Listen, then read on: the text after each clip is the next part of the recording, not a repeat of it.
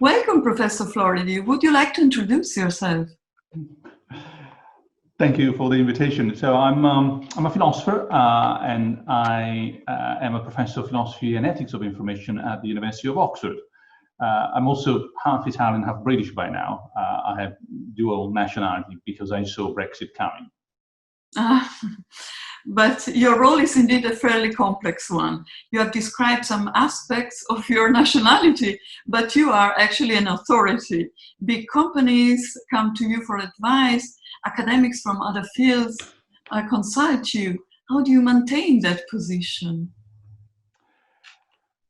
The quick answer is with a lot of passion. When you like what you do, when you believe in what you do, you find time, you find the energy, everything becomes easier. And there's another secret, fantastic collaborators. I am blessed literally by a group of people around me with whom I collaborate. They collaborate with me, my students, my assistant, and my colleagues. So everything becomes easier in that respect.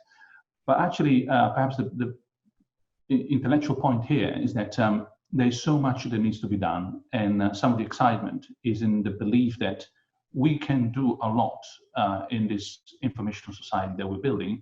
And therefore, when companies or academic colleagues or policymakers knock at my door, it's almost impossible to resist the temptation of engaging in the relevant projects. So your door is open. So you really are not an ivory tower philosopher. Not at all. You have a huge following, you take a stance on political issues, you can make a mass audience feel passionate about ethics and not slip over. How did you become a philosophical and ethical influencer? I don't know if I'm an influencer, but that is a big role to have. I think philosophy, good philosophy, is influential. And so if you manage to do a bit of good philosophy, then you also manage to have some influence. Now, of course, there are immense figures in my field, the Plato, the Aristotle, the Kant and Hegel of the world.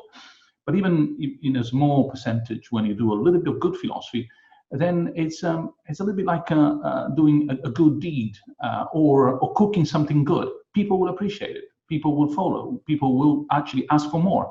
So insofar as I can do something good, I'm glad that that little good has some impact. So, but what influenced you? What made you the person you are today? So many different things, but I suppose I believe in the ability to see things right and do the right thing. And that is as simple as that. Understanding what needs to be done and doing it in the right way.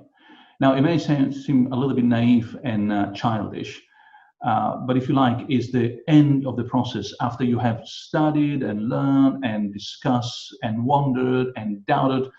You end up with that little certainty saying, if I get this right, and if I put some goodwill behind it, I can actually send things in the right direction. I can make a bit of a difference.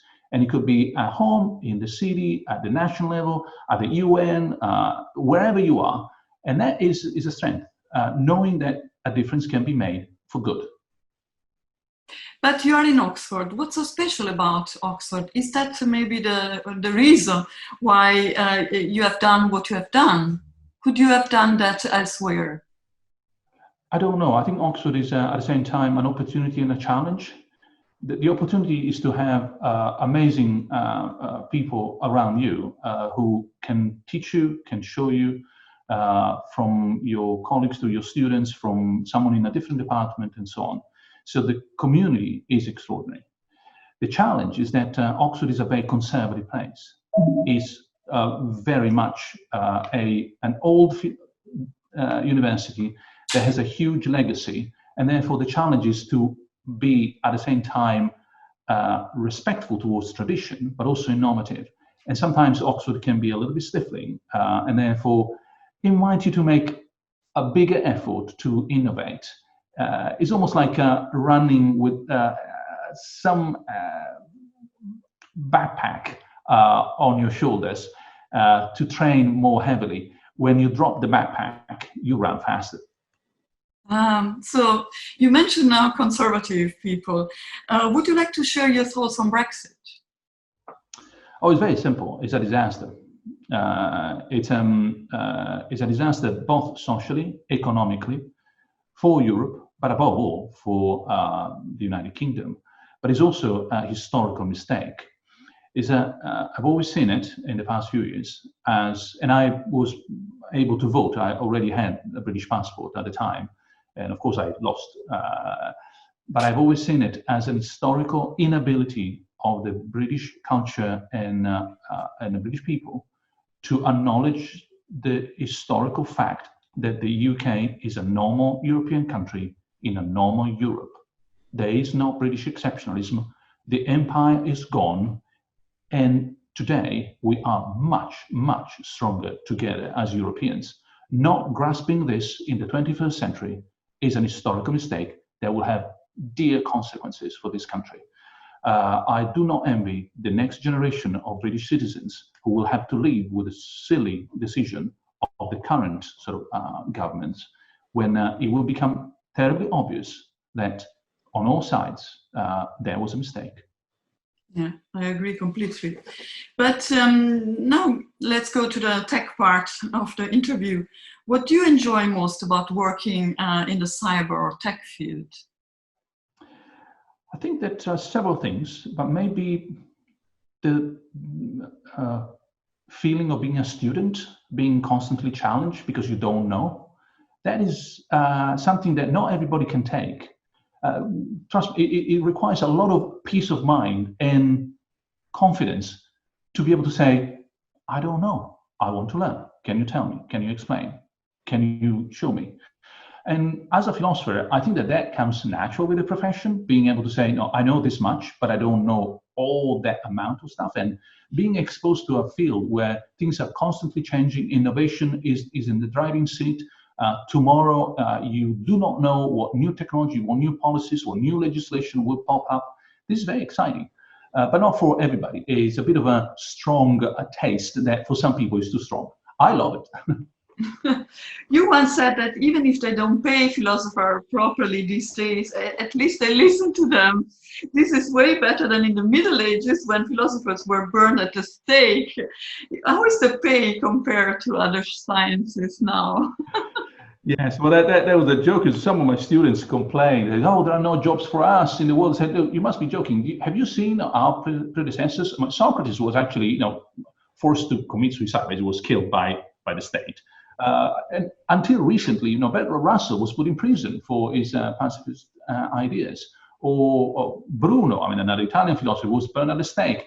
Spinoza died having not enough food basically on his plate. So it's not that we come from such a comfortable position. Today, the highest risk you have is that you won't find a job in academia. Well, things have improved substantially. Having said that, more seriously, I think philosophy has been its worst enemy quite often. Most of philosophy that we do is boring, irrelevant. Sometimes it looks like a joke. Having said that, the best of it is the essence of life.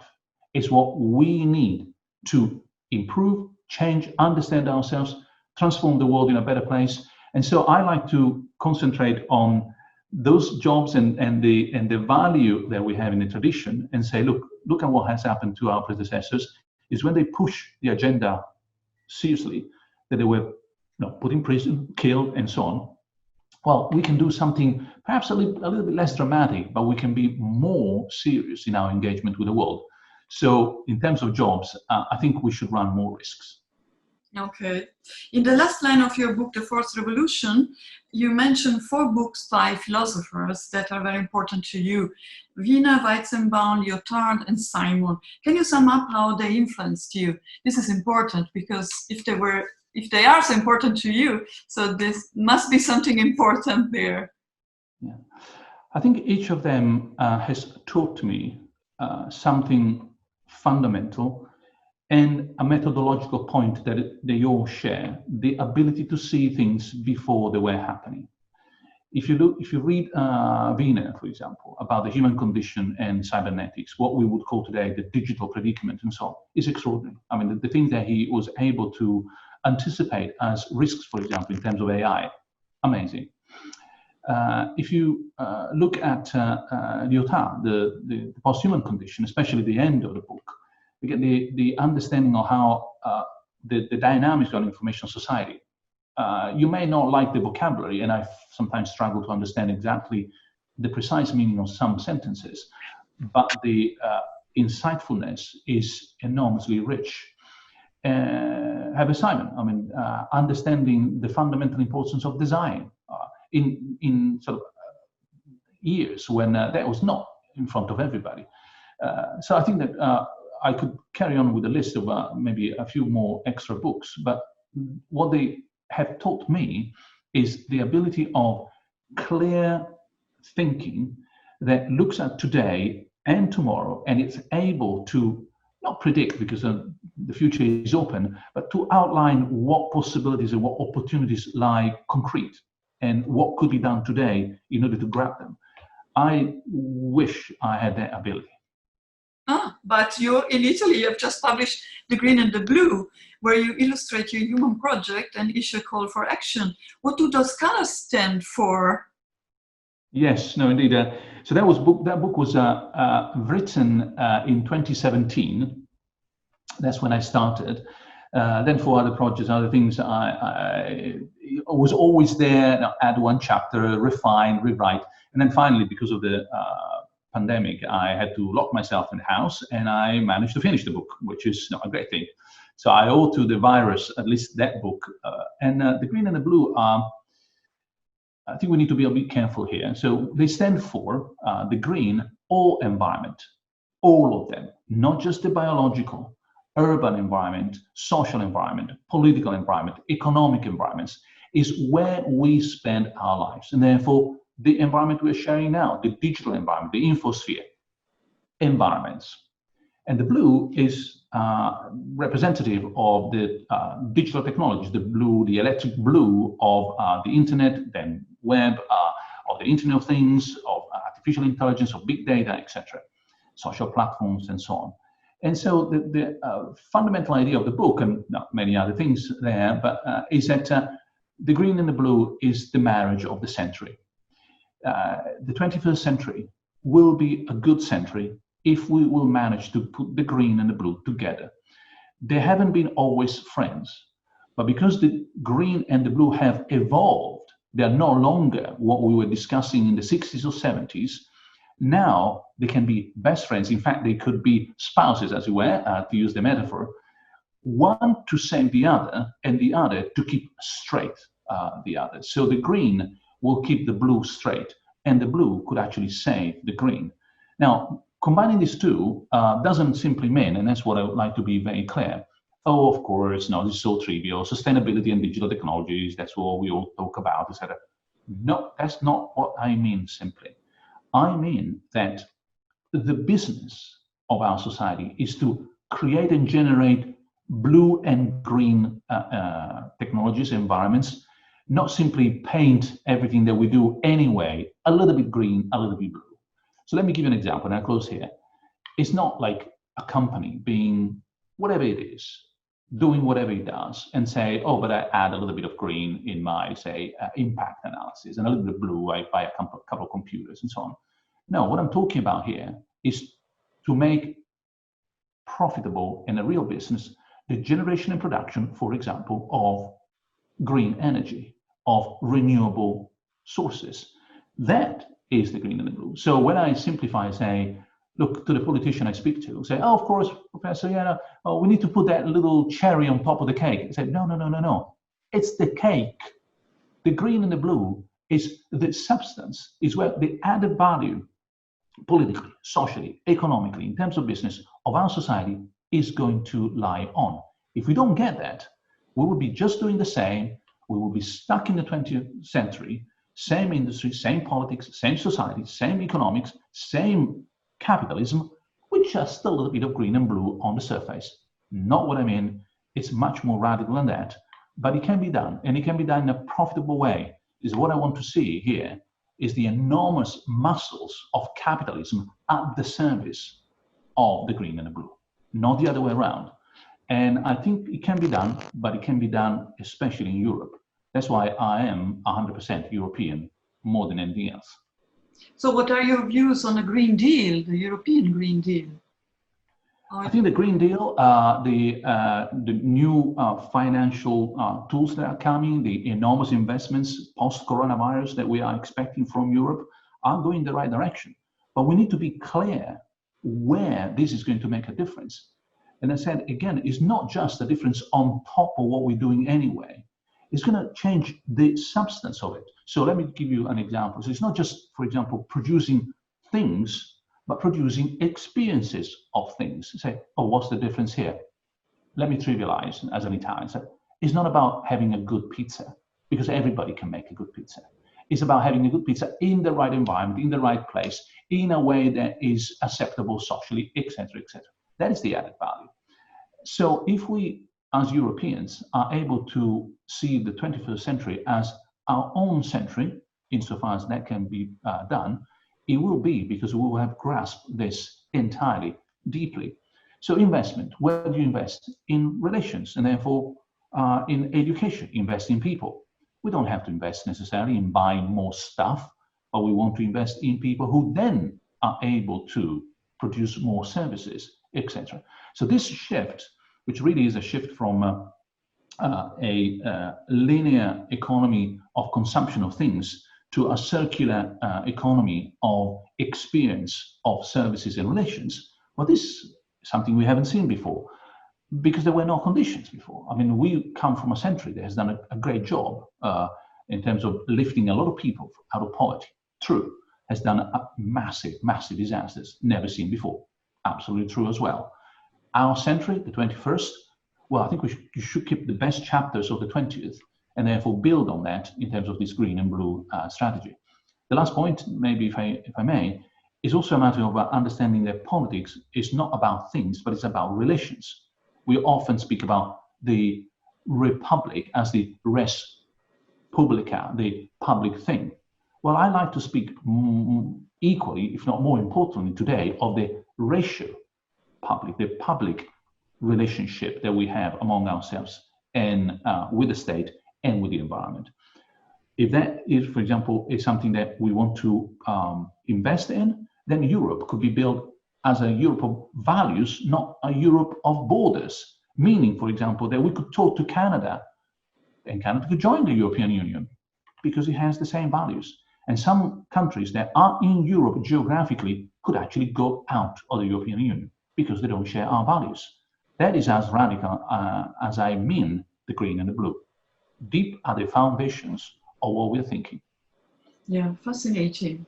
Another factor, another color, all the indicators show that having women on company boards and diverse teams improves business performance, enhances ecological profile, reduces risk-taking, and creates many other important effects.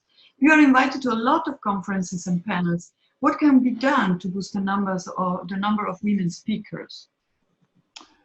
I think that the point you're making is so fundamental and so obvious that sometimes we forget how difficult it is to solve it. To me, it's like someone saying, well, you just said, oh, you know, we have discovered that if we run with 2 legs, we run better than only on 1 leg. It's like, wow, really? How could you possibly have guessed that? It doesn't take a genius. Like, obviously, no, clearly, patently so. How can anyone think otherwise? Okay, so that's my starting point of astonishment that we are still in need of stressing running on 2 legs is better than running on 1 leg. Having women and men in the same company with the same jobs paid the same amount of money or same chances of getting the same kind of positions, etc.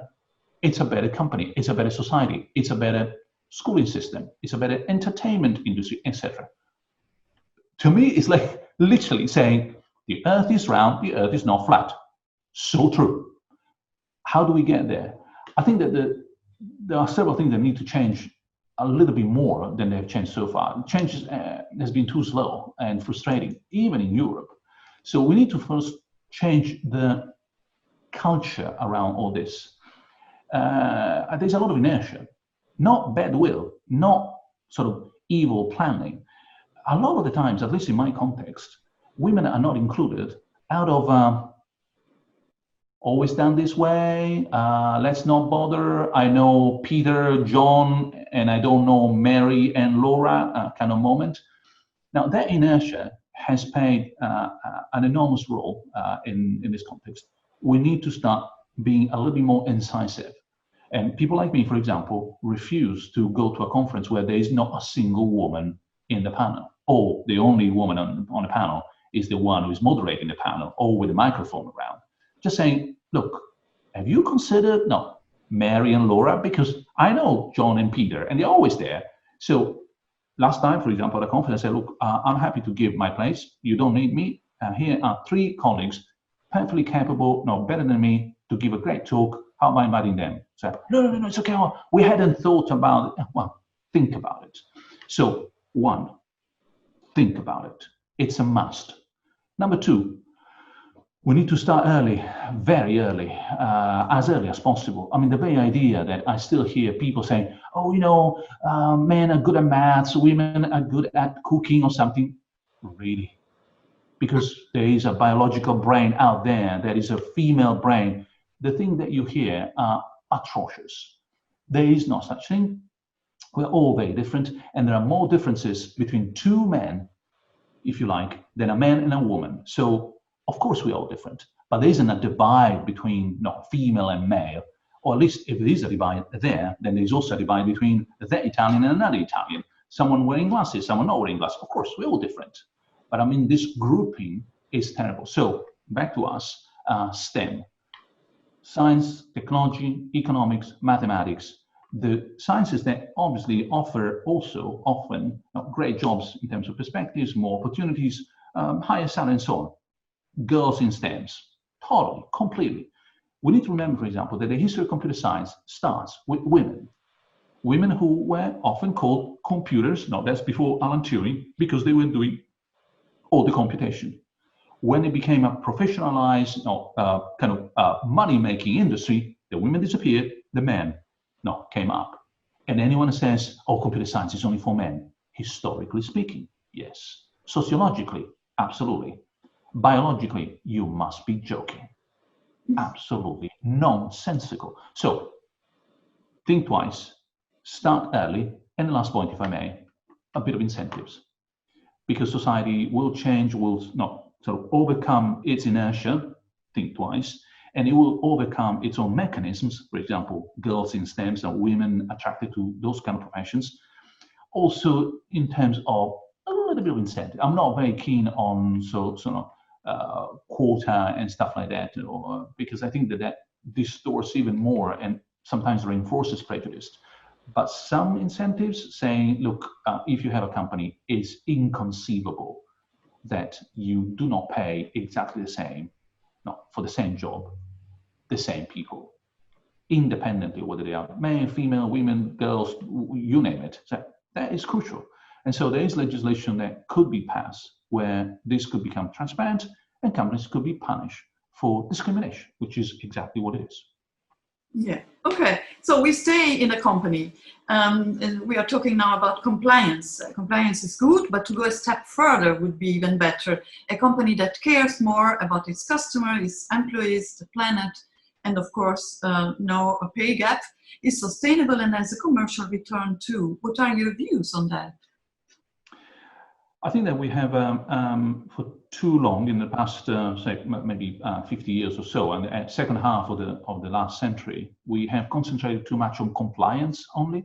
So companies have been keen on making sure that they play according to the rules, and they stop there. Say, I'm compliant, I have plenty of lawyers, I've done my duty, here is all my sort of auditing, what else there is there to do.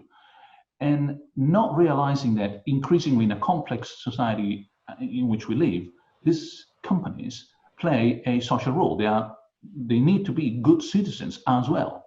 So it's not enough to say, I have done nothing wrong. I want to know what you have done right? What have you done more and above over the pure compliance? So the simple analogy here that I provide to companies is the following. Compliance is playing according to the rules. Ethics is winning by playing according to the rules. It's a big difference, and the difference is exactly what we need to make today. So big companies like in Germany, in Italy, in France, which want to make a difference to the world, well, they need to go way above this simple, I've done my duty in terms of legislation. Customers, citizens, users should demand more and say, oh yes, and why should I like you as opposed to someone else who's done a little bit more to make the world a little bit better, went over and above what was sheer compliance. I think companies are learning this the hard way through competition. More competition will increase the ethical component and will therefore de-emphasize pure compliance, which of course has to be there. The law needs to be respected, obviously, but we would like to understand what extra can be provided by those companies. I just can't look forward enough to this because it's high time. Yeah. In my ideal world, software and robots would do the essential chores while humans tackle the more important issues like peace, prosperity, and a clean environment. That calls for creativity, intuition, and social skills rather than brute force and naked violence. In other words, an all-male world can only benefit and survive by taking on some female characteristics. Would you agree with that sentiment? Not entirely, because I think those characteristics are widespread. They are female and male. They are in men and women. I think that as human beings, we are both men and women. I have a bit of a Platonic view about this, maybe. And so I would say, yes, absolutely. No, machines, technology, at the service of humanity, 100%. And it cannot be conceived otherwise, although we have plenty of risk that that is not going to happen. But that is the line that we need to follow. When it comes to more women on board, I would say yes, because of course, you wouldn't even start knowing the difference, if you see what I mean. But I wouldn't qualify this in terms of, because they bring things that men, because otherwise we go back to men do this and women do that, pink and blue and so on. And I'm not completely sure. I mean, women can be the best Amazonian. They can go to war, and men can cook as well as anyone else. Men can take care of the kids, and the woman can be the CEO. A woman can be a real ruthless, tough general, and the man can be the most emotional, delicate individual, a poet and so on. So I would like to mix and match and make sure that we step forward and say, we are all in ourselves, both men and women. We have the whole complexity of humanity in ourselves. And so each of us will be tempted to play more something or something else. But let's not put ourselves in boxes to begin with, because otherwise we go back to, women do this and men do that. Women are good at this and men are good at that. And I find it difficult. Of course, the obvious fact that we have different bodies, that doesn't stand, of course, in Olympic Games and so on. But intellectually, in terms of what can be brought to a problem, I would like to see almost a sense of known man-woman kind of component to go beyond that distinction, not to eliminate it, almost Hegelian sense of maintaining it as a combination of the two, if you like. But maybe I'm too philosophical about this. But how does your ideal world look like? Yet now I have to ask. Say it again. How does your ideal world look like? My ideal world is one in which people, human beings, are not catalogued as women and men in terms of a prejudice. It's like saying, because you are a woman, because you are a man, or because you are anything else in between. Let's not forget LGBT plus, etc. Then this is the box in which I'm going to put you. My ideal world is one in which we ourselves decide and prefer that box or another, or that profession or another, to be a little bit more assertive or a little bit more collaborative, but not because I'm a man and therefore I shall be assertive. I'm a woman, therefore I shall be collaborative. Not at all, not necessarily. So a place where essentially we are much more open-ended text, more malleable, more open to possibilities, including, for example, our sexual preferences. And this is time to say this loudly. Our sexual preferences are our own. And it doesn't matter. I'm middle-aged, bourgeois, white man, and that's who I am. But it's also a choice. I could have been gay. I'm not, as a choice, not because I couldn't. Yeah. So now something different. Our 5G and Internet of Things going to impact cybersecurity. How can we cushion the risks? I think if I can oversimplify, 5G is about speed, and Internet of Things is about space, so time and space, so to speak. 5G is in terms of how quickly we will be able to experience anything, downloading a page or watching a movie, but also acting at a distance or having a teleconference, which looks almost like you are there because the speed at which the reaction happens, the sort of connectivity is so fast that enables you to be telepresent. The Internet of Things instead is more in terms of your environment, being surrounded, interacting with gadgets, instruments, tools, products, that they are more responsive, that they are recording, they are able to sometimes anticipate needs and so on. So the smart this and the smart that is more about your space. And that is also something where we will enjoy, I suppose, a lot of novelties, but also experience many risks. Same with 5G. The risks of high speed, now imagine a car, is that you might actually crash even more badly. The risk of an environment full of gadgets is that privacy, autonomy, self-determination, well, they might actually be eroded pretty badly. So good and bad, but space and time, this is the difference. Okay, but talking about risk, we have to mention Huawei and the presence in Europe. Is a competitor like this a security risk? So I think that Europe has one competitive advantage, which is the sort of market, the kind of legal society, and this sort of rich population that it has, which can determine precisely the kind of technology that we are being sold. Now, we have a limit, which is we don't produce much of that technology, and that is terrible.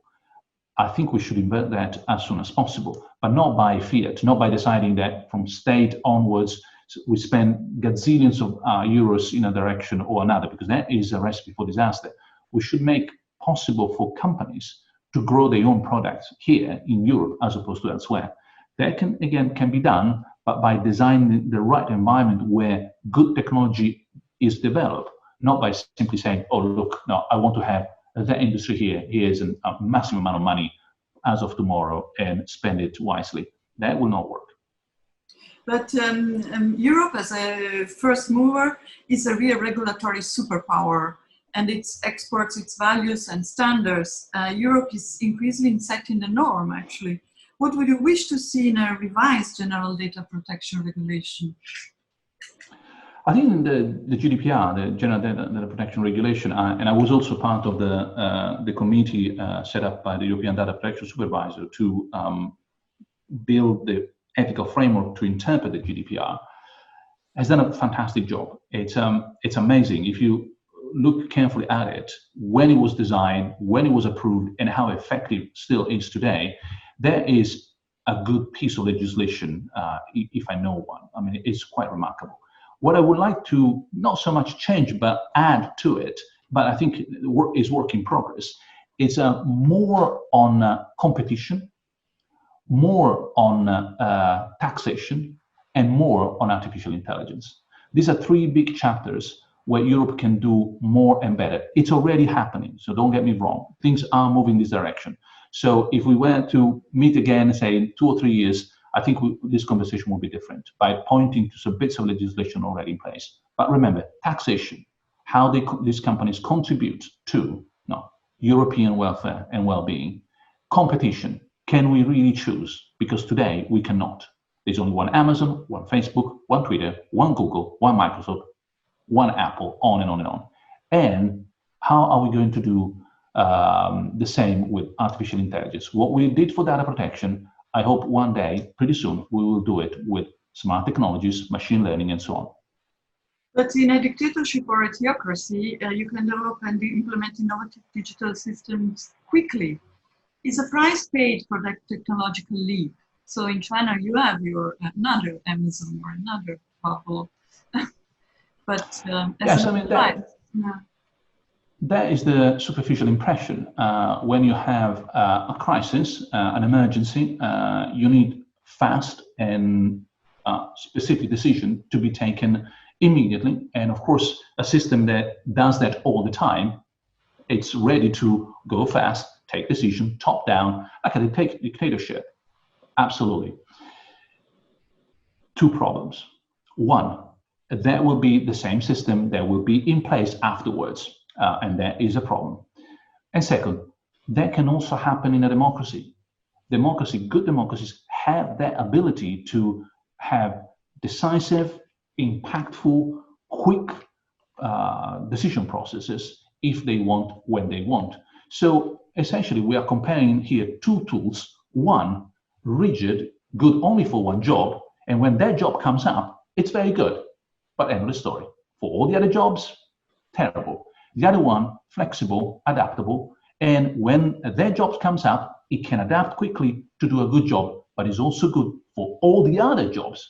Which one would you prefer? I have no doubts. Democracy anytime. So is democracy still the best of all possible systems? As far as we know, yes, but it does evolve like all good systems. It's a bit like food. No, it's what we eat, something that we enjoy, say wine, for example. Is this good wine? Yes, it is, but it has evolved a lot since the Romans were drinking it.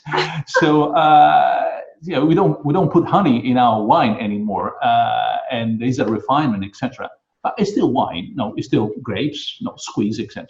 So democracy is still democracy today, but it's very different from what we meant by democracy in Athens, 5th century. And I think it's ready for a new chapter. We need a democracy that is a bit more engaging, that picks up people at the very beginning.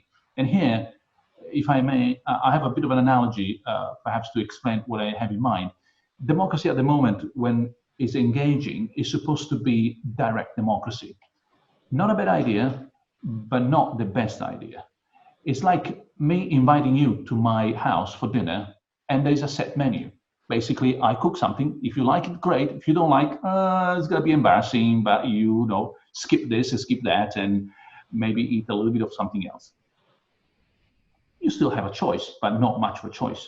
Now imagine that I invite you to my house and I ask you, oh, bring something. Everybody bring something. Well, that's different because, of course, at least you know that there will be a variety of food, and it's a direct participation.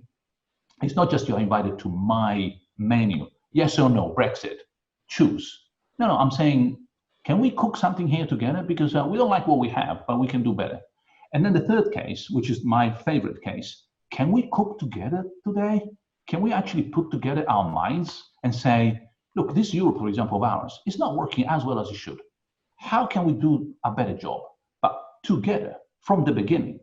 So you see, if I invite you to my house, I'm inviting you to choose about Brexit, yes or no. If I tell you, well, can we find a solution, maybe bring something, well, that's halfway. But if we start from the very beginning, that participation is epistemological, is in terms of ideas, contribution, design, points of view that we hadn't noticed. Things, for example, that someone say, oh, sorry, yes, we always done it that way, but it's a better idea. I hadn't thought about it. No, see our previous conversation. And therefore, at that point, if we make a mess, and often it happens when you cook together, we're all happy anyway. We say, no, we did it together and we will do it again. If the sausages are burnt, well, we will have a sandwich and we do better next time. But if I give you just a couple of options, it's a yes, no referendum, only that, and it's a bad idea, well, Brexit happens, and that is a disaster. Yes. Why does privacy matter? Sorry? Why does privacy matter? Well, privacy matters because it's about ourselves. It's not about what we have, it's about who we are. So this is a confusion I find recurring. My data, as if my data were like my car, my shoes, my mobile phone. No, something I bought, I own, you can't use it, I can use it, I can sold it, I can sell it. That's not the case. Some of my data, not all of them, but some of my data are more like my hand, my lungs, my heart, my liver. It's me. They are constitutive of who I am. And therefore, I want to make sure that if I say share them with anyone, well, I better be in charge 100% because they are like my blood. I better give it to anyone I want, when I want, if I want. It's not like my car. So once you get that, it's not about a philosophy of economics and therefore a matter of ownership. It's about a philosophy of mind and identity, and therefore about privacy as protection of the individual and his self. It's a completely different story. And therefore, we need to be exactly like in Europe, very protective. And business is not good enough. I don't care if, it would be such a better business if I could just sell your organs, and therefore it's a better business if I can sell your data. No, thank you. You don't sell my organs. Can you please not sell my data? No, those intimate data. Of course, let me finish with the analogy. I can sell my hair and I can lose my bits of my nails and it doesn't matter. So it's not absolute terms. What I had this morning for breakfast, who cares? But there are certain bits of information that belong to you, only to you, who make you who you are. Surely you want to be 100% in charge and make sure that nothing happens to that special informational you, because that goes with your identity, your mind, yourself. That seems to me essential. And I guess we are doing a much better job in Europe than anywhere else in the world. Mm. But in your book, The Fourth Revolution, there is this statement: the questions you ask identify you better than the answers you give, for they can lie so much less. Do you want to comment this? It is true, because of course questions are needs, wants. If I keep asking, for example, a lot of questions on bits for the house, where do I find this table from IKEA? How do I change bulbs in the kitchen? It's much easier to identify someone as a new house owner or someone who just rented a flat, etc. Whereas the bits of information about me, they can be maybe incorrect, maybe they're outdated. Suppose someone knows something about my former love for cats. And I say, oh, Luciano, yes, he loves cats. But look at my search. I've been looking for food for dogs for the past 6 months. How do you take care of a dog? How do you build a little house for a dog, etc.? Which one is telling you a better story about me? My old sort of record as a cat lover, or my actual queries on Google about where to find the best food for my dog? Clearly my questions. And why does technology need ethics? Because it's an enormous power, and power without ethics is a risky business. It doesn't have to be a disaster, but it's likely to be a disaster. It's almost like unchaining a gigantic force, having no idea what to do with it, what to build with it, where to send it to make a difference. Surely we want to be careful, because technology without ethics is exactly the giant who doesn't know what to do, when to do it, for whom to do it, and it might easily generate disasters. So I like to see an ethical framework around ethics all the time to make sure that this force is a force for good. Thank you for your fantastic insight. Do you have a message for our users now that we are concluding this conversation? I will dare a little message, and I hope it's taken in the right way. Trust. Trust first, and then change your mind. Don't start any enterprise mistrusting everybody, not trusting the government, not trusting your neighbor, not trusting yourself. Trust yourself, trust your neighbor, trust the society in which you live, and then change your mind if that trust was misplaced, but trust first. That will at least provide a better life. Not perhaps more success, I think it's more successful, but you definitely sleep better if you trust first and change your mind afterwards, rather than mistrust unless you change my mind. Trust first is a great way of approaching life. No, thank you very much. Thank you for your Thank you. work. Thanks a lot. Thank you.